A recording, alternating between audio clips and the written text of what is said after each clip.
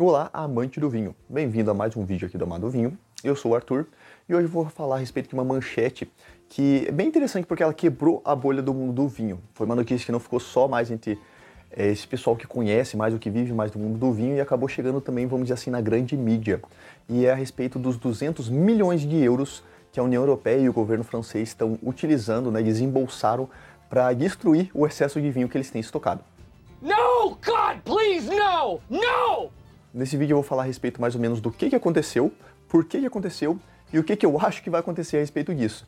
Então vamos começar, mas antes eu peço que por favor você deixe o seu like se você gostou do vídeo, se você gosta dessa questão de notícias do mundo do vinho, deixe seu comentário se ficou alguma dúvida ou qual a sua opinião sobre isso e se inscreva no canal para ficar por dentro não só de notícias, mas também de conteúdo sobre o mundo do vinho. Olha só o que está acontecendo. A França, que é o segundo maior produtor de vinho do mundo, tem basicamente um estoque que caberia em 100 piscinas olímpicas de vinho. Ou seja, é muito vinho que ela tem estocado e não tem para quem vender. Ou se for vender, vai estar num preço muito abaixo, consequentemente os produtores vão ter prejuízo na hora de vender o seu vinho.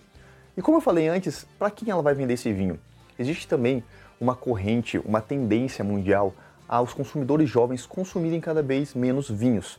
Consequentemente, isso também afeta o mercado vitivinícola. É só você observar, por exemplo, nas cervejas, que cada vez mais vem aparecendo segmentos sem álcool nas linhas dela, como por exemplo a Budweiser e a Heineken, que até tem investido pesado nessa publicidade porque está chegando mais no público jovem.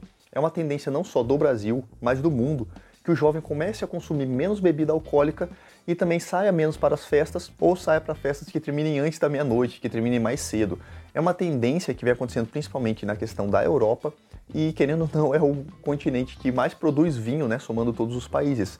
Então, uma tendência que, acredito eu, vai se expandir também para o resto do mundo. Essa tendência de comportamento de consumir menos álcool e também se cuidar um pouco mais, não ficar até tão tarde fora de casa, é uma tendência de realmente cuidar da saúde, de pensar mais no futuro, porque, como eu já falei em outros vinhos, o álcool, querendo ou não, acaba sendo uma toxina para o nosso corpo, ele tem que ser tomado de uma maneira responsável. Então, muitos jovens têm cuidado mais da alimentação, têm cuidado mais dos seus hábitos, têm consumido menos álcool, até mesmo nem consumido álcool. Acredito que é muito normal no grupo de amigos sempre ter aquele que não bebe ou que bebe muito pouco em raras ocasiões. Isso vem se refletindo num padrão global e, consequentemente, diminui o consumo de bebidas alcoólicas e gera uma tendência a produzir linhas sem álcool. Isso já acontece, como eu comentei, na cerveja. Já existem vários vinhos também, rótulos de vinhos sem álcool, que não é suco de uva, é diferente. O vinho sem álcool passa por mais um processo além da fermentação, que é para tirar o álcool. Outro ponto importante para a diminuição do consumo do vinho foi que durante a pandemia muitos restaurantes fecharam. E eles eram grandes compradores de vinho. Muitas pessoas, quando iam jantar, consumiam pelo menos 1 ou 2 garrafas, e isso acabou se tornando meio que uma raridade durante a pandemia. Consequentemente, o setor de produção de vinho também sentiu. E por mais que durante a pandemia aqui no Brasil o consumo de vinho aumentou muito, em países que já estão estabelecidos como grandes consumidores, esse consumo se estabilizou, até mesmo caiu. E para vocês terem uma ideia, só nesse ano o consumo de vinho diminuiu de tal forma nos países europeus que ficou dessa forma. O consumo de vinho caiu 7% na Itália, 10% na Espanha, 22% na Alemanha, 34% em Portugal e quase 25% na França. Ou seja, a gente está falando de países que já consomem vinho há muito tempo, já é tradicional para eles consumirem esse vinho e eles estão diminuindo o seu consumo. Por mais que o Brasil esteja aumentando o consumo e novos países emergentes no mundo do vinho também, a gente está falando de mercados que são tendência. Então a gente tem que tomar muito cuidado olhando para o futuro do mundo do vinho como um todo, para essa questão de produção. Além do que, o mundo, de maneira geral, também está enfrentando muitos problemas com a inflação. Consequentemente, se os produtos ficam mais caros, todos os produtos, a maioria deles, você começa a cortar supérfluos.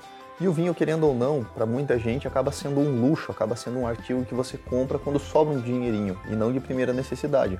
Assim, o consumo também diminui numa escala global. Basicamente, essas seriam as causas do porquê isso aconteceu, porquê que esse estoque francês está tão cheio.